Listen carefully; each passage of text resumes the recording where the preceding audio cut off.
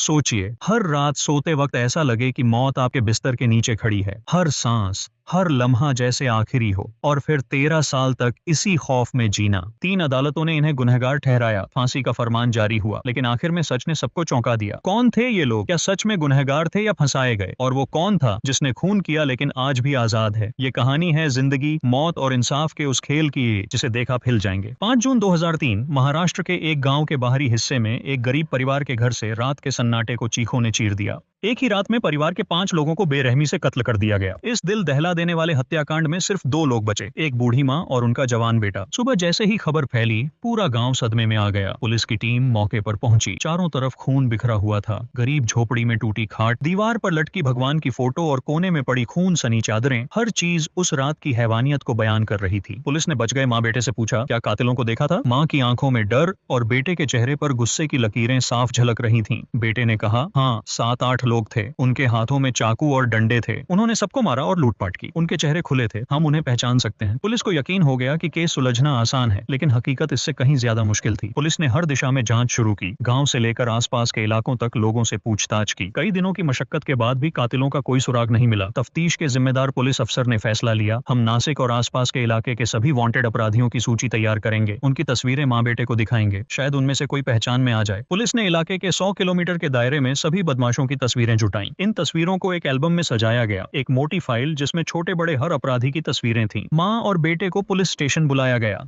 Inspector ने कहा, ध्यान से देखिए, इनमें से क्या कोई वही है जो उस रात आपके घर आया था? माँ की कांपती उंगलियां एक एक तस्वीर पलटने लगीं। दोनों चुपचाप तस्वीरें देखते रहे। घंटे बीतते गए। धीरे धीरे दोनों ने 4 तस्वीरों पर उंगलियां रख दी। माँ ने भरे गले से कहा, इन्हीं ने हमारे परिवार को मार डाला। कई दिन बीत गए, लेकिन पुलिस ने उन 4 लोगों को गिरफ्तार नहीं किया। कोई स्पष्ट वजह नहीं बताई गई। धीरे धीरे समय बीतता गया और पुलिस पर केस सुलझाने का दबाव बढ़ने लगा। करीब 10 दिन बाद पुलिस अचानक मीडिया के सामने आई, हमने 5 लोगों के इस हत्याकांड को सुलझा लिया है। इसके साथ ही पुलिस ने 6 आरोपियों को गिरफ्तार किया। ये 6 लोग थे, अंबादास लक्ष्मण सिंडे, बापू अप्पा सिंडे, अंकुश मारुति सिंडे, राजे अप्पा सिंडे, राजू महासिंडे, सुरेश नागू सिंडे। ये सभी 17 से 30 साल के बीच के गरीब मजदूर थे जो नासिक से 300 किलोमीटर दूर रहते थे। पहले माँ बेटे ने 4 अलग लोगों को पहचान किया था। वे तस्वीरें अब किसी को याद नहीं थीं। पकड़े गए 6 लोग वे नहीं थे जिनकी पहचान तस्वीरों में की गई थी। और सबसे बड़ी बात, ये 6 लोग नासिक के आसपास के अपराधी भी नहीं थे। वे अपने गाँव में दिहाड़ी मजदूरी करके परिवार पाल रहे थे। क्या पुलिस ने सही गुनहगार पकड़े, या यह 6 मजदूर निर्दोष थे जिन्हें दबाव के चलते बलि का बकरा बनाया गया? इस केस की परतें जैसे जैसे खुली, रहस्य और गहराता गया। माँ बेटे ने उन्हें कातिल बताया और धीरे धीरे मामला अदालत में पहुंचा। लेकिन क्या सचमुच ये 6 वही थे जिन्होंने खून किया था? 3 साल तक चली लंबी सुनवाई, गवाहियां, सबूत और आरोपियों की बेगुनाही की दुहाई। फिर वह दिन आया जब अदालत ने अपना फैसला सुनाया। यह 5 कत्ल एक जघन्य अपराध है। इन 6 लोगों ने निर्दयता से हत्या की। कानून इन्हें सजाए मौत देता है। यह सुनते ही अदालत में सन्नाटा छा गया। एक तरफ गवाहों के चेहरे पर संतोष झलका, तो दूसरी तरफ आरोपियों के चेहरे पर बेगुनाही का दर्द और हताशा। एक आरोपी ने कहा, हमने कुछ नहीं किया, हम बेकसूर हैं, न्याय से हमें धोखा मिला है। फैसले को चुनौती दी गई। मामला बंबई हाई कोर्ट पहुंचा। यहाँ 9 महीने तक सुनवाई चली। सबकी निगाहें कोर्ट रूम पर टिकी थीं। जज ने फैसला सुनाया। 6 आरोपियों में से 3 सबसे अधिक जालिम थे। उनकी फांसी की सजा बरकरार रहती है। बाकी 3 की सजा को उम्र कैद में बदला जाता है। इस फैसले ने पूरे केस को एक नए मोड़ पर ला दिया। जिन 3 की सजा बदली गई, उनके चेहरों पर हल्की राहत थी, लेकिन फांसी का इंतजार कर रहे 3 आरोपियों के चेहरे अब और भी कठोर हो गए थे। लेकिन यह मामला यहीं खत्म नहीं हुआ। आरोपियों ने आखिरी उम्मीद के साथ सुप्रीम कोर्ट का दरवाजा खटखटाया।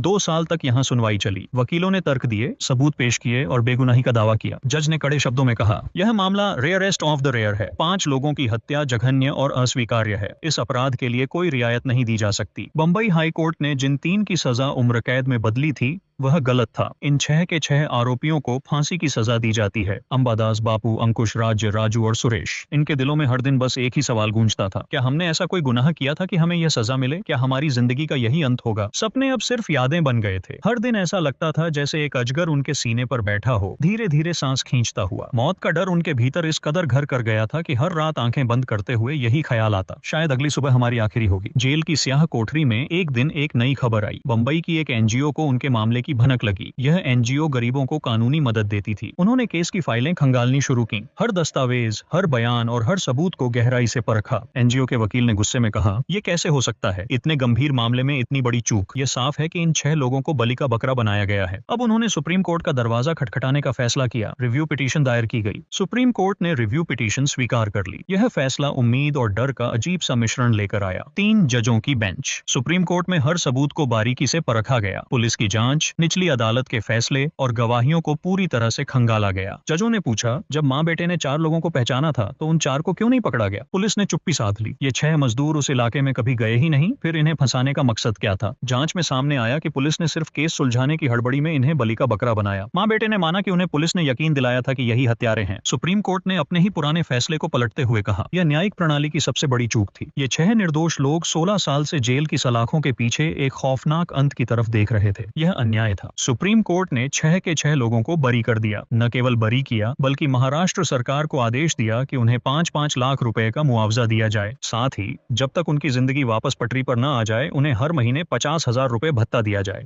लेकिन जेल से बाहर आना ही आजादी नहीं थी। असली जद्दोजहद अब शुरू हुई। जब ये लोग अपने घर लौटे तो पाया कि कुछ भी पहले जैसा नहीं था। गांव का दृश्य, टूटी फूटी झोपड़ियां, कच्ची सड़कें और लोग जो अब भी इनसे दूरी बनाकर चलते थे। इनमें से एक रघु अपने पुराने घर पहुंचा। दरवाजा खोलते ही भीतर सिर्फ धूल थी, दीवारों पर दरारें थीं और कोने में पड़ी उसकी माँ की पुरानी तस्वीर पे ही, जो अब धुंधली हो चुकी थी। उसने तस्वीर को उठाया और कहा, माँ, मैं वापस आ गया हूँ, लेकिन अब कैसे जीऊं? कोई नौकरी नहीं देना चाहता था, यहाँ तक कि मजदूरी तक के काम से उन्हें भगा दिया जाता। तुम्हारे जैसे आदमी को काम पर रखना मतलब मुसीबत को बुलावा देना। लेकिन धीरे धीरे कुछ लोगों ने हाथ बढ़ाया। एनजीओ और सामाजिक कार्यकर्ता उनकी मदद के लिए आए। वे बोले, आपने जो सहा वो हमारी न्याय प्रणाली की गलती थी। अब वक्त है आपकी जिंदगी को वापस पटरी पर लाने का। लेकिन कहानी यहीं खत्म नहीं होती। 5 जून 2003 की उस खौफनाक रात के 5 कत्ल का राज अब भी अनसुलझा है। असली कातिल आज भी कहीं आजाद घूम रहा है। 6 निर्दोष लोग अपनी जिंदगी को नए सिरे से शुरू कर चुके हैं, लेकिन उनकी आंखों में अब भी वो 16 साल की काली परछाई है। दोस्तों, इस पूरी घटना के बारे में आपकी क्या राय है? कमेंट बॉक्स में जरूर बताएं। और अगर हमारी मेहनत पसंद आई हो तो इस वीडियो को लाइक करते हुए शेयर भी करें। अगर आपने अब तक चैनल को सब्सक्राइब नहीं किया है तो हमारे चैनल को सब्सक्राइब कर लीजिए। धन्यवाद।